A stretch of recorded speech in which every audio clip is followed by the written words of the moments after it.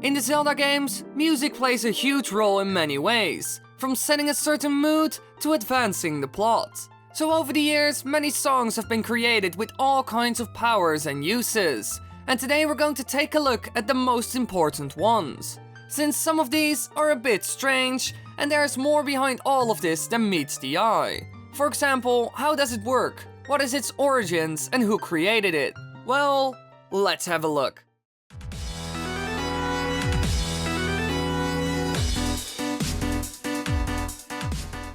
Let's take a look at some songs that we have all heard of. The songs from Ocarina of Time and Majora's Mask.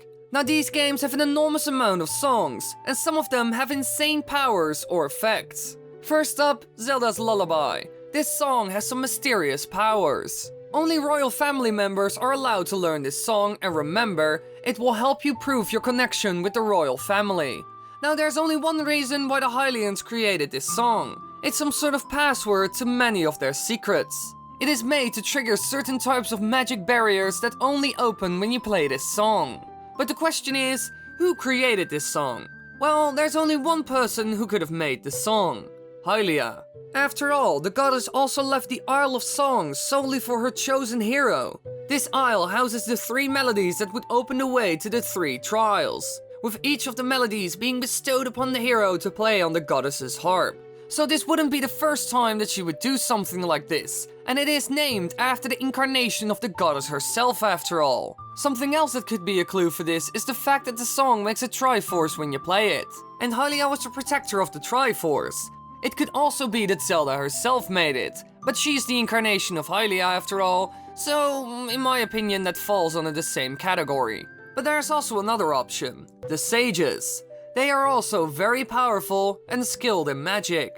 They also built the Temple of Time, which only opens when you have the right items and know a certain song. So they could easily do this in a lot more places to keep it safe from any evil forces. Now let's get to the second song, which has to be the most powerful in the entire series, the legendary Song of Time. You get the song from Zelda, and with it you can access the Master Sword in the Temple of Time. But that's not the most important part. Since in Majora's Mask you can use it to go back in time, but the weird thing is, you can't do this in Ocarina of Time. Why? Well, let's first take a look at the Goddess of Time, the one who makes it all possible. In the memory, Princess Zelda tells Link that if he is ever in need of assistance, he should play the Song of Time, and the Goddess of Time will come to his aid. So Link first heard of the Goddess of Time in Hyrule from Zelda, and when he is in Termina, multiple people also mention her. Both in Hyrule and the parallel universe Termina she exists.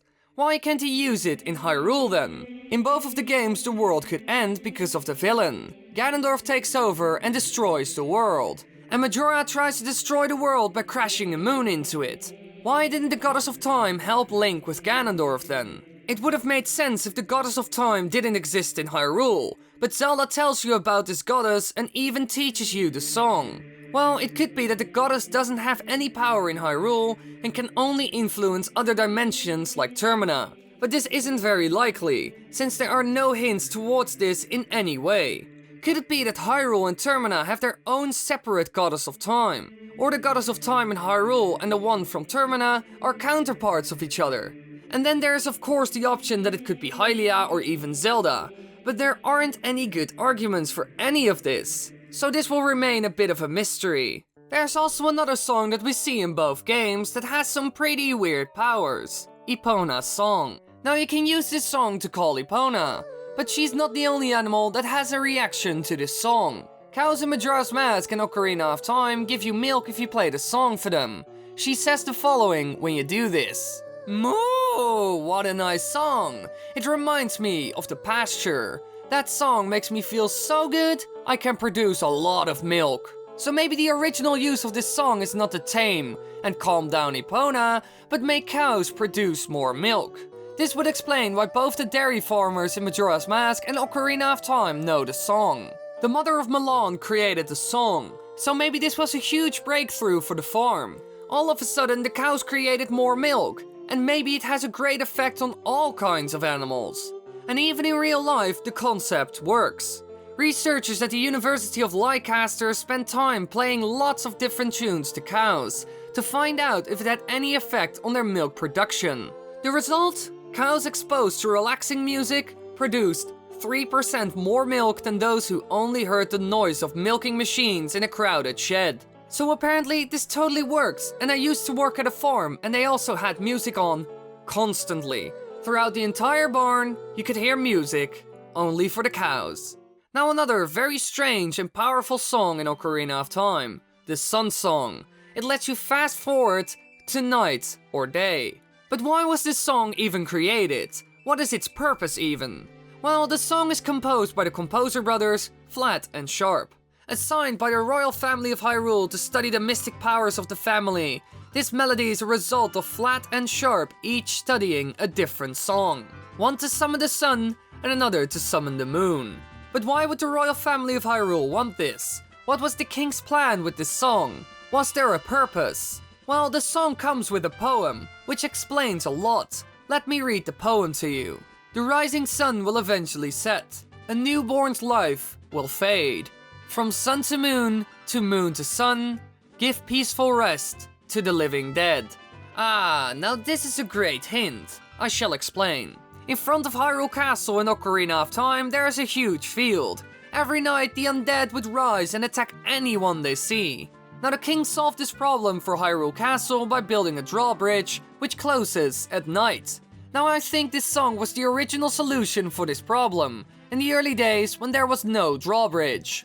They used this song to defend themselves. That is also why the poem says, "Give peaceful rest to the living dead." That's the entire reason why the song was made. To keep the undead out of Hyrule Castle, and most likely the other settlements. Lon Lon Range is essentially a fortress now, so they don't need it. But Kakariko doesn't have any good defenses. But it could be that the climb up into the mountain area is too much for the undead. So the song was made and used to keep the dead at bay, while they built the settlements and defenses around it. Now for another very interesting song, but this time from the Legend of Zelda Majora's Mask, the Song of Soaring. This one allows Link to walk to all the different owl statues throughout Termina. You can learn the song in the southern swamp. But who created this song and why did they do it? Well, Epona Song tells Link about the song and even says that he placed the owl statues all over the world. So since he introduced you to it and made the statues that the song is linked to, it is most likely that he also created the song itself. That's also why the statues look like him. He just created himself out of stone. He said that he did all of this to aid the one with the power to change the destiny of this land. So he has a similar roles in Ocarina of Time, and maybe he's also a very powerful being in Majora's Mask. The guide of the game even refers to Epona as the Great Owl, so maybe he is also a reincarnation of a powerful being in this game. Since they say in Ocarina of Time that the owl named Epona is a reincarnation of an ancient sage. So the Song of Soaring was most likely made by him, and not only the song, also the statues. All to help out a hero who would save the land.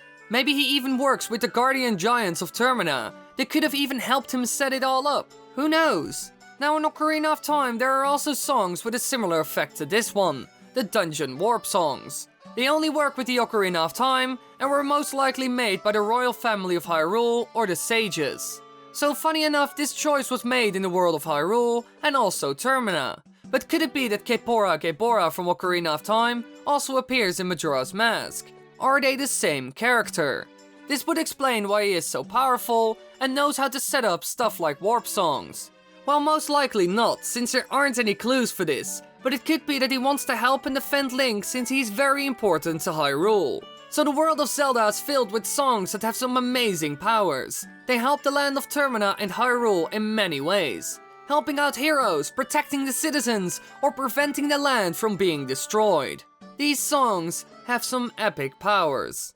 Also, don't forget to follow me on Twitter, Instagram and Twitch. Besides this, my editor also set up a Discord server for all of us, since I had no idea how to do this. But be sure to click the link in the description to join the server. It's a lot of fun. Thanks for watching everybody, I hope you enjoyed. If you want to watch more, click the annotations on the screen right now, and I would love to hear your opinion on this theory. So be sure to just scroll down and typey-type away, and if you feel like it, give the video a like.